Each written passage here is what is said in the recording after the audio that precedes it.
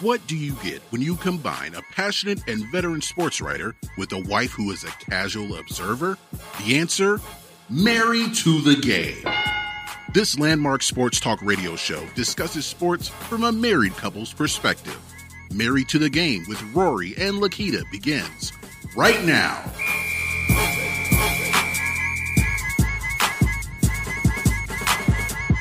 Yeah. What's going on, good peoples? My name is Rory Chirac. And I'm Lakita Chirac. And this is Married to the Game. Man, thank you for checking us out. We are so happy to be here with you. Yes, thank you for coming in. This is like our 5th episode. Drive for 5, just like the Patriots and their theme for the Super Bowl. Hold on, honey. Not yet. I know you're ready to dive deep into it. But Super Bowl week, it's my favorite time. Okay. We just started. All right. Well, obviously, we know the Super Bowl is the top dog, especially here in Atlanta. Super Bowl 51, that's all people are talking about. Wow, yeah. But there's other major sports news which get overlooked at this time of year by the towering presence of Super Bowl Sunday. This is what I like to call the lost ones. Lost ones. Football pushes the meter, but we're here to give props to the Australian Open and Roger Federer and Serena Williams' historic triumphs.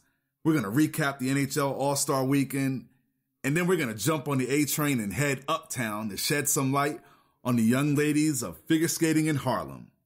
All right, we got a full menu, so let's break out the fine china and get to grubbing. We got the roadmap to the lost ones right here on Married to the Game. Second down, Ryan escapes, gonna run, has some room and a touchdown. He comes with a blitz, Falcons pick it up, and there's Jones. Flag is down. Julio Jones with a catch. Still going, still inbounds. Touchdown, Atlanta. Michael nowhere to go. And that's it. The Atlanta Falcons, NFC champions, on to Super Bowl 51. 3rd and 5. Brady, well protected. All kinds of time, and that goes as a wide open. Touchdown, New England. Chris Hogan. That's his third down conversion. Back to him they go. The flea flicker. Brady to the end zone, and it's a New England touchdown. Right back to Hogan again. Hogan's going to go across. Tom Brady and just Deion Lewis takes it into the line of scrimmage before he throws it back. And Tom Brady puts it right on the money. Obviously, you miss Gronkowski, but the rest of this team, you went position by position. You felt like there are certain years that some teams are just a little something extra special. And you said this team was just that. Why? Well, we won a lot of different ways under a lot of different circumstances, and this mental toughness, man, that's what it's all about. So, and this team's got it, and we'll see if we can write the perfect ending in a couple weeks. It's going to take a big effort. We're going to need a couple weeks to prepare because we're playing a great team, but it's going to be a hell of a game. Congratulations. Thank you. Heading back to the Super Bowl again, the New England Patriots have a date with Atlanta. Down in Houston. Man, those were some amazing highlights. We're finally here, folks. Super Bowl 51, my favorite time of year. You got the Atlanta Falcons led by Matty Ice, Matt Ryan, looking to make a name for himself with his first championship against the GOAT, as some people say, Tom Brady. He already has 4 rings, looking for that unprecedented 5th ring, the drive for 5. Before we dive too deep into talking, all about the Super Bowl, because I know you're ready. Why the Roman numerals, though? You know what I'm saying? Like, really? I mean, you know how it racked my brain to be dealing with the letters and the numbers. LI for 51? Just do 5-1. Okay, well, that's kudos to the late, great Lamar Hunt. He actually coined the phrase Super Bowl. Mm-hmm. And then he did it as a marketing scheme to be like, you know what? We're going to separate ourselves from the rest to put some Roman numerals next to it. Because he envisioned it like gladiators, an epic battle. Gotcha. And it's actually, as a kid, that's how I learned how to count. Really? Roman numerals was based off of the Super Bowl. Wow. Because it's a big event. Okay. It's a big party. Uh-huh. It's an unofficial holiday. It is. So, and there's parties really all over the city leading up to the game. We were fortunate enough to be invited by John Gray, who is the president of the ATL Patriots. Right. That's the New England Patriots fan club. Right. They have a huge following. They got a really big following. Yeah. They had a great set. Patriots fans from all over came out. Let's check it out. John, this is a massive event for the New England Patriots fans here at this pep rally. Just talk about everything that went into this. The Patriots called us because their Super Bowl bus for a couple press people from 98.5, Hurley, as well as Big Jim Murray, who used to actually work down here in Atlanta, and Pat Patrick are going to be on the bus, and so they figured they'd call a couple of most popular fan clubs, and we're apparently the second largest in the country according to Meetup, behind DC, and we'll embrace the opportunity to have a pre-Super Bowl party. And fortunately, we, with the great help of Hudson Grill here in Sandy Springs and Heather Watson, she allows us to make it all happen. And it's just great, a great family atmosphere that we try to encourage, and everyone's a cousin they haven't met. It's just a magical time. It's like going to Disney World for a 6-year-old. And if you're from out of town, the great thing for me is when I see someone new come here and their eyes light up, because they're no longer alone in a strange city, but they have essentially cousins they've never met before, and immediately you have that connection, and we just try to be a big happy family full of high fives and hugs. So you're the president of the Memphis New England Patriots fan club, and you came all the way down here to Atlanta for this big pep rally. Absolutely. I had to come out and support our sister club, Atlanta Patriots fan club, the president, John Gray, and man, we're out here having a good time right now. And as far as the reception with you being here in Atlanta, wearing the Patriots colors, sporting it, being proud about it, and everybody here is all rise up. How's that feel? No doubt. I mean, ever since we pulled in the city, I mean, we've getting chants, rise up, rise up, rise up, and all we're doing is just throwing our helmets up and saying, go Pats, one more. That was our slogan. Last year it was do your job, and this year is one more. And we sticking to that. We're taking one game at a time. We love them. Hosting this event and being a Falcons fan. Yes. How is that going? It's kind of bittersweet, being that, yes, I've been an Atlanta native my whole life, but I see these Patriots fans every Sunday. They're here. They help drive my business. It is hard for me as a Falcons fan to not want to root against them, but I have to root against them. Absolutely. I got to go for my Dirty Birds. Growing up as an Atlanta fan, I've waited forever for this. I found out today I'm getting to go to the game. Beautiful. So it was tears of excitement, joy. I can't believe this is happening because I thought it would never happen.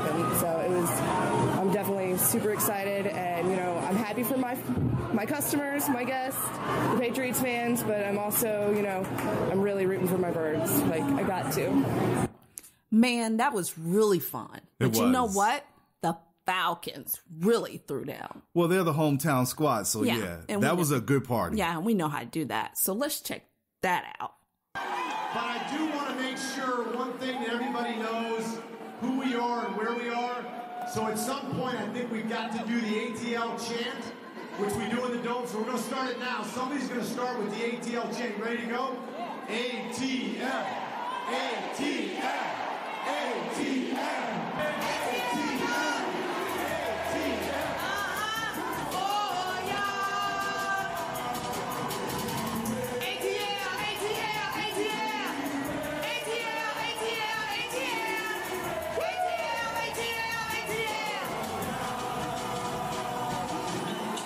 All right, yeah. Whoa. I told you. It was hot because there was so many people in there, but we really had a good time. Yes. Now, if you think that was good, think about what's going on in Houston. I mean, they boarded the planes on Sunday. Yeah. Both teams to head down to Houston. Yeah. You saw how Media Day is always crazy. There was a lot of stuff going on right there. And the whole week, it's a lot of distractions, but the teams are going to have to be focused on the games. Yeah, they do. They do. And you know what? I love how, as a city, how we sent our players off. I mean, that was nice. That was nice. And while there's all those parties and celebrations going on there, think about when it's game time, the different Super Bowl parties and all the foods that people are going to be consuming. Well, yeah, that's true. But check this out. Did you know, like, the tailgating official party in Houston for the game? Yes. Okay. Is like tickets for that was like $4,500.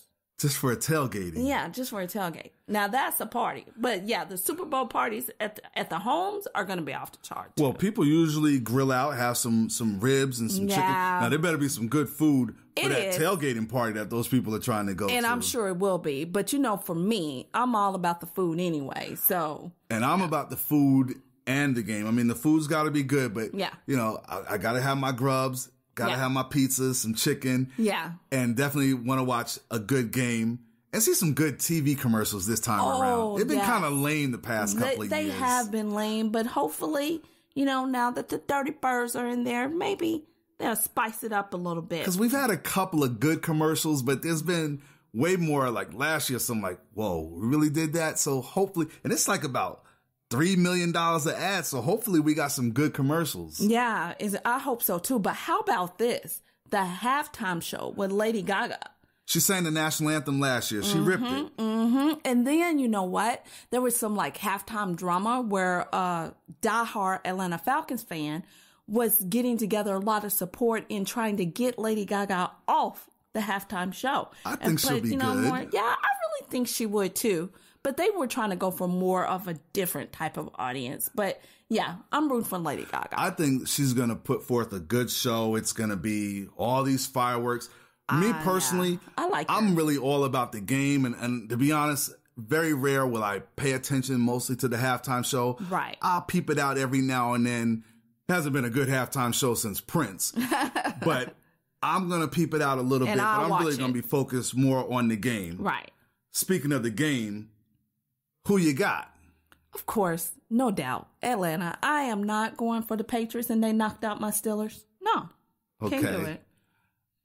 I'm on the fence, but I guess you can call me a homer. Mm-hmm. I'm going to take the Falcons and I'm going to add a score. Atlanta 36, the Patriots 32. Super Bowl 51, Houston.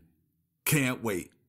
All right, let's board a plane, get our passports stamped, and head to the land down under, Melbourne, Australia, and recap the Australian Open. Yes. Congratulations to Serena Williams. Congratulations to Roger Federer, 2017 Australian Open champions. Yeah.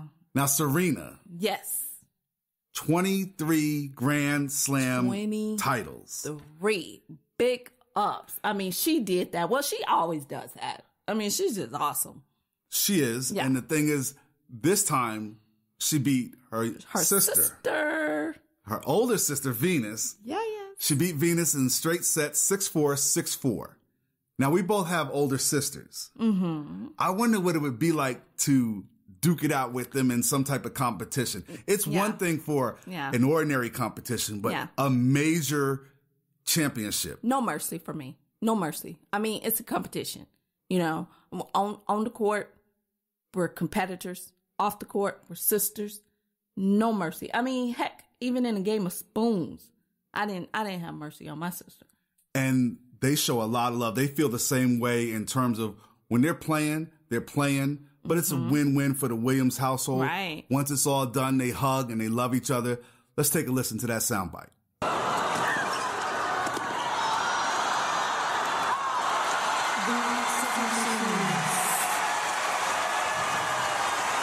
But now the embrace. And that's the biggest roar of the night. For the 7th time champion here at Melbourne Park, and with it all, back to #1 in the world. Ladies and gentlemen, our champion, the legendary Serena Williams. I really would like to take this moment to congratulate Venus. She's an amazing person.